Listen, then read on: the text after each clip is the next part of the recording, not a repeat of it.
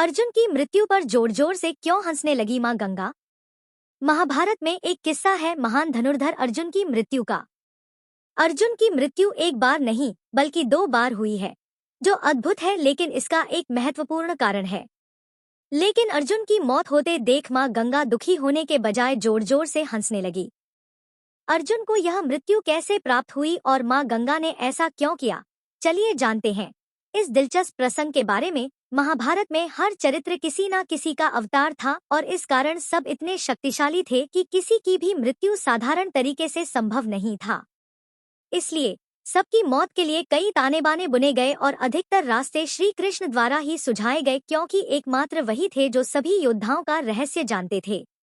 लेकिन श्री कृष्ण के होने के बावजूद उनका प्रिय अर्जुन भी एक बार मृत्यु को प्राप्त हुआ और उसके मौत से उस वक्त सबसे अधिक मां गंगा प्रसन्न हुई थी। ऐसा क्यों हुआ था और मां गंगा को अर्जुन से क्या दुश्मनी थी, जानते हैं। महाभारत में धर्म युद्ध को जीतने के लिए जिन योद्धाओं का मारना बेहद आवश्यक था, उनमें से एक योद्धा थे भीष्म पितामह। उनके नेतृत्व में कौरवों को हराना नामुमकिन था, लेकिन उन्हें मारना भी असंभव था क्योंकि उन्हें वरदान प्राप्त था। महाभारत युद्ध के दौरान जब पितामह भीष्म कौरवों के सेनापति बने थे, तब उनके मार्गदर्शन से कौरव जीतने लगे थे। वहीं खुद भीष्म भी पांडवों की सेना पर हावी होने लगे थे। यह देख सभी पांडव श्री कृष्ण के पास पहुंचे और सहायता मांगी। इसके बाद श्री कृष्ण ने उन्हें रास्ता सुझाया। कृष्ण को एक षड्यंत्र करना पड़ा, जिसमें वो शिखंडी को लेकर युद्धभूमि में आए। शिखंडी पूर्व जन्म में वही अंबा थी जिसकी भीष्म से दुश्मनी थी। ऐसे में शिखंडी को युद्ध के मैदान में भीष्म के सामने उतारा जाए तो ही पांडव पितामह भीष्म पर विजय पा सकते हैं। किन्नर होने के बावजूद शिखंडी को भीष्म स्त्री मानते थे और उस पर हथियार नहीं चला सकते थे।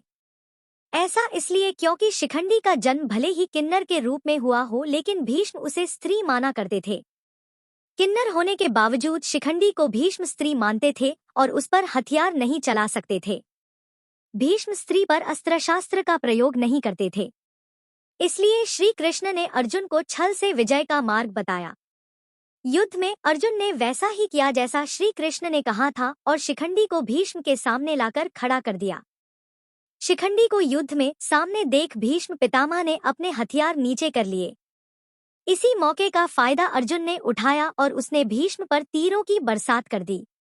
भीष्म बाणों की शैया पर लेट गए। थोड़े ही समय में भीष्म रथ से गिर गए और बाणों की शैया पर लेट गए। अपने पुत्र की यह दुर्गति देख उनकी माता गंगा को बहुत क्रोध आया। वो युद्ध भूमि में प्रकट हुई और उन्होंने अर्जुन को श्राप दे दिया कि उसकी मौत उसके अपने ही पुत्र के हाथों होगी। कुछ समय बाद जब अर्जुन की मृत्यु उसके ही एक पुत्र बब्रुवाहन के हाथों हुई, तो मां गंगा जोर जोर से हंसने लगी। कथा के अनुसार मां गंगा ने ही अर्जुन के बेटे बब्रुवाहन को इस तरह भ्रमित किया कि उसने गुस्से में आकर अपने पिता को मार दिया था। अर्जुन की मृत्यु होने के बाद मां गंगा वहां प्रकट हुई और अर्जुन की मौत पर जोर जोर से हंसने लगी। लेकिन फिर अर्जुन की एक पत्नी नाग कन्या उलूपी ने अपने शक्ति द्वारा और श्री कृष्ण की मदद से अर्जुन को पुनः जीवित किया और अर्जुन के पुत्र बब्रुवाहन को मां गंगा की माया से मुक्त किया। श्री कृष्ण ने क्रोधित मां गंगा को भी समझाया कि युद्ध भूमि पर भीष्म की मृत्यु होना धर्म की रक्षा के लिए बहुत ही आवश्यक था। तब कहीं जाकर मां गंगा शांत हुई। भीष्म पितामह के मृत्यु के कारण से मां गंगा और अर्जुन के बीच दुश्मनी बंध गई थी और इसी कारण अर्जुन की मृत्यु पर मां गंगा जोर जोर से हंसने लगी थी। ऐसी ही अन्य स्टोरी देखने के लिए जुड़े रहें ज्ञान कुबेर जी के टैलेंट हंट्स के साथ। धन्यवाद।